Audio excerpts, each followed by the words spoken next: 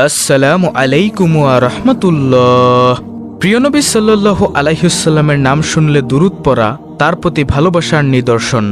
রাব্বে কারীম রাসূলের প্রতি দুরূদ পাঠের নির্দেশ দিয়ে পবিত্র কোরআনে ইরশাদ করেছেন, নিশ্চয়ই আল্লাহ নবীর প্রতি রহমত নাজিল করেন, তার ফেরেশতারাও নবীর জন্য রহমতের দোয়া করেন।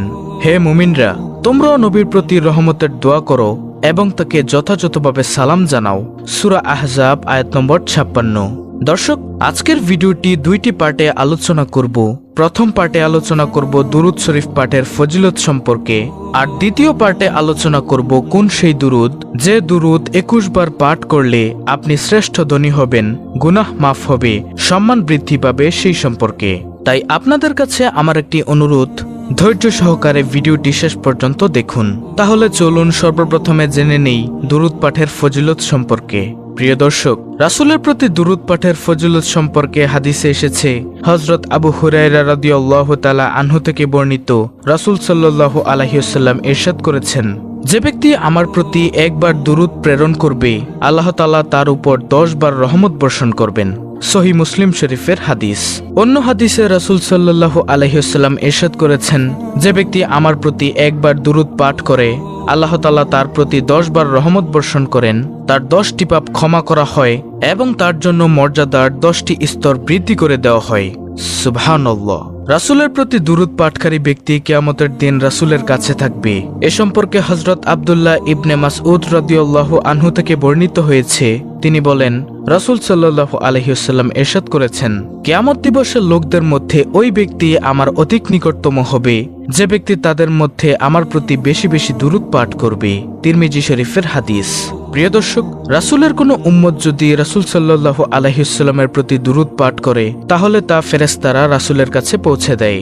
হযরত আব্দুল্লাহ ইবনে মাসউদ রাদিয়াল্লাহু আনহু থেকে বর্ণিত হয়েছে, তিনি বলেন, রাসূল সাল্লাল্লাহু আলাইহি ওয়াসাল্লাম ইরশাদ করেছেন, মহান আল্লাহ তাআলার কিছু সংখ্যক ফেরেশতা রয়েছেন, তারা পৃথিবীতে বিচরণ করতে থাকেন এবং আমার উম্মতের পক্ষ থেকে আমার কাছে সালাম পৌঁছে দেয়।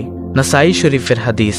অন্য হাদিসে রাসূলুল্লাহ সাল্লাল্লাহু আলাইহি ওয়াসাল্লাম ইরশাদ করেছেন, তোমরা আমার প্রতি দুরূদ পেশ করো, তোমরা যেখানেই থাকো না কেন, নিশ্চয়ই তোমাদের দুরূদ আমার কাছে পৌঁছাবে।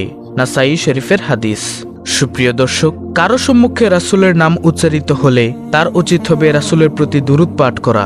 এ সম্পর্কে হযরত আবু হুরায়রা রাদিয়াল্লাহু তাআলা আনহু থেকে বর্ণিত হয়েছে, তিনি বলেন, রাসূল সাল্লাল্লাহু আলাইহি ওয়াসাল্লাম বলেছেন, ওই ব্যক্তির নাক ধুলাই মলিন হোক, সে অপমানিত হোক, যার সম্মুখে আমার নাম উচ্চারিত হয়েছে অথচ সে আমার প্রতি দুরূদ পাঠ করেনি। তিরমিজি শরীফের হাদিস।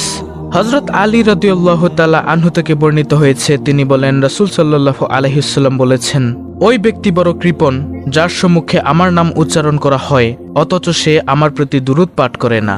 তিরমিজি শরীফের হাদিস। প্রিয় দর্শক, রাসূলের রওজা মোবারকের কাছে গিয়ে তার প্রতি দুরূদ পাঠ করলে রাসূল সাল্লাল্লাহু আলাইহি ওয়াসাল্লাম তা সরাসরি শুনতে পান।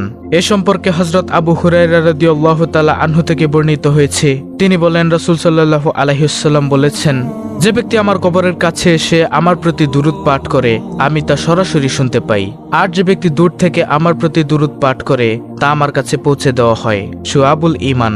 তো প্রিয় দর্শক, এখন আমি আপনাদেরকে জানাবো কয়েকটি সহিহ শুদ্ধ দুরূদ, কয়েকটি ফজিলতপূর্ণ দুরূদ, যে দুরূদ পাঠ করলে আপনি অগণিত ফজিলত পাবেন।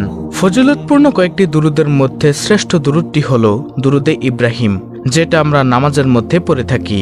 দর্শক, ভিডিওর স্ক্রিনে উচ্চারণ সহ আমি দিয়ে দিচ্ছি, আপনারা সেখান থেকে মুখস্থ করে নেবেন। দুরূদে ইব্রাহিম হলো, আল্লাহুম্মা সাল্লি আলা মুহাম্মাদি ওয়া আলা আলি মুহাম্মাদ কামা সাল্লাইতা আলা ইব্রাহিম ওয়া আলা আলি ইব্রাহিম ইন্নাকা হামিদুম মাজিদ। আল্লাহুম্মা বারিক আলা মুহাম্মাদি ওয়া আলা আলি মুহাম্মাদ কামা বারাকতা আলা ইব্রাহিম ওয়া আলা আলি ইব্রাহিম ইন্নাকা হামিদুম মাজিদ। দর্শক, এই হলো দুরূদে ইব্রাহিম, আর এই দুরূদে ইব্রাহিম হলো সমস্ত দুরূদের মধ্যে সবচেয়ে উত্তম এবং ফজিলতপূর্ণ দুরূদ। তাই অবশ্যই দুরূদে ইব্রাহিম মুখস্থ রাখুন।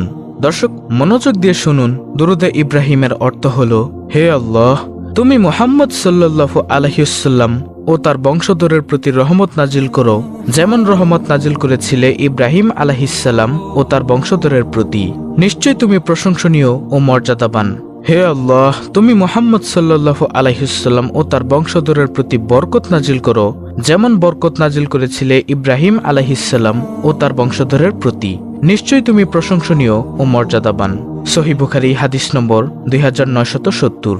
আর দুরুদে ইব্রাহিমের ফজিলত হলো, হযরত আব্দুর রহমান ইবনে আবি লাইলা রাদিয়াল্লাহু আনহু বলেন, আমার সাথে হযরত কাব ইবনে উজরাহ রাদিয়াল্লাহু তাআলা আনহু এর সাক্ষাৎ হলো।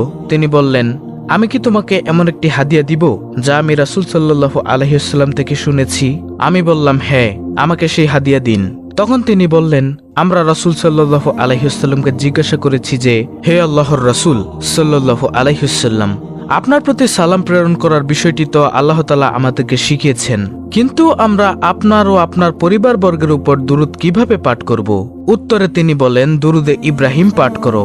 আর সেই দুরুদে ইব্রাহিম হলো, আল্লাহুম্মা সাল্লি আলা মুহাম্মাদি ওয়া আলা আলি মুহাম্মাদ কামা সাল্লাইতা আলা ইব্রাহিম ওয়া আলা আলি ইব্রাহিম ইন্নাকা হামিদুম মাজিদ। আল্লাহুম্মা বারিক আলা মুহাম্মাদি ওয়া আলা আলি মুহাম্মাদ কামা বারাকতা আলা ইব্রাহিম ওয়া আলা আলি ইব্রাহিম ইন্নাকা হামিদুম মাজিদ।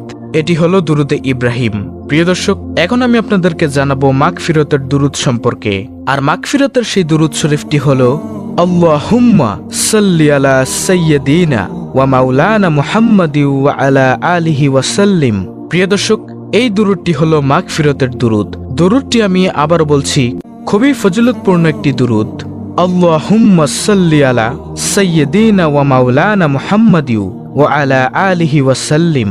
এই দুরুদ শরীফের ফজিলত হলো, তাজেদারে মদিনা সাল্লাল্লাহু আলাইহি ওয়াসাল্লাম এরশাদ ফরমান যে ব্যক্তি এই দুরুদ শরীফ পড়বে, যদি দাঁড়ানো থাকে তবে বসার পূর্বে, এবং বসা থাকলে দাঁড়ানোর পূর্বেই তার গুনাহ মাফ করে দেওয়া হবে। সুবহানাল্লাহ। প্রিয় দর্শক, এই মাগফিরাতের দুরুদ তাহলে কত ফজিলতপূর্ণ আপনি নিজেই চিন্তা করুন। আমি এই দুরুদটি আবার বলছি, আল্লাহুম্মা সাল্লি আলা সাইয়্যিদিনা ওয়া মাওলানা মুহাম্মাদি ওয়া আলা আলিহি ওয়া সাল্লিম। এর ফজিলত হলো, তাজেদারে মদিনা সাল্লাল্লাহু আলাইহি ওয়াসাল্লাম এরশাদ ফরমান যে ব্যক্তি এই দুরুদ শরীফ পড়বে, যদি দাঁড়ানো থাকে তবে বসার পূর্বে, এবং বসা থাকলে দাঁড়ানোর পূর্বেই তার গুনাহ মাফ করে দেওয়া হবে। সুবহানাল্লাহ। সুপ্রিয় দর্শক, এখন আমি আপনাদেরকে আরেকটি দুরুদ সম্পর্কে জানাবো, যে দুরুদটি 21 বার পড়লে শ্রেষ্ঠ ধনী হওয়া যাবে এবং ইজ্জত সম্মান বৃদ্ধি পাবে এবং সব গুনাহ মাফ হবে। এই দুরুদটি হলো, আল্লাহুম্মা সাল্লি আলা সাইয়্যিদিনা ওয়া নাবিয়িনা ওয়া শাফিইনা ওয়া মাওলানা মুহাম্মদ সাল্লাল্লাহু আলাইহি ওয়া আলা আলিহি ওয়া আসহাবিহি ওয়া আসওয়াজিহি ওয়া বারিক ওয়া সাল্লিম। প্রিয় দর্শক, এই দুরুদ শরীফটি যদি 21 বার পড়েন তাহলে অনেক ফজিলত। তাহলে শুনুন, এর ফজিলত হলো, যিনি সর্বদা এই দুরুদ শরীফের আমল করবেন তিনি অবশ্যই দেশের সর্দার হবেন। যদি তা না হয় তবে অন্তত স্বীয় বংশের সর্দার রূপে বা শ্রেষ্ঠ ধনী রূপে ইজ্জত পাবেন। আর যে ব্যক্তি প্রত্যহ চাস্ত নামাজের পর 21 বার পড়লে ইনশাআল্লাহ ধনী হয়ে যাবে। সুবহানাল্লাহ। এটি যদি আপনি চাস্ত নামাজের পর 21 বার পড়েন তাহলে আপনি অনেক সম্মানের মর্যাদার অধিকারী হবেন ইনশাআল্লাহ। দর্শক, দুরুদটি অত্যন্ত গুরুত্বপূর্ণ ফজিলতপূর্ণ একটি দুরুদ। তো এই ছিল আজকের ভিডিও, অত্যন্ত গুরুত্বপূর্ণ একটি ভিডিও। ভিডিওটি ভালো লাগলে অবশ্যই চ্যানেলটিকে সাবস্ক্রাইব করে বেল বাটন অল বাজিয়ে দিবেন। ভিডিওটিতে একটি লাইক দিবেন এবং কমেন্টে আমিন লিখবেন, এবং অন্য মুসলিম ভাই বোনদের কাছে ভিডিওটি শেয়ার করে দিবেন যেন তারাও দেখে শিখে আমলটি করতে পারে। আল্লাহ রাব্বুল আলামিন আমাদের সকলকে সহি শুদ্ধভাবে দুরুদ পাঠ করার তৌফিক দান করুন। আমিন।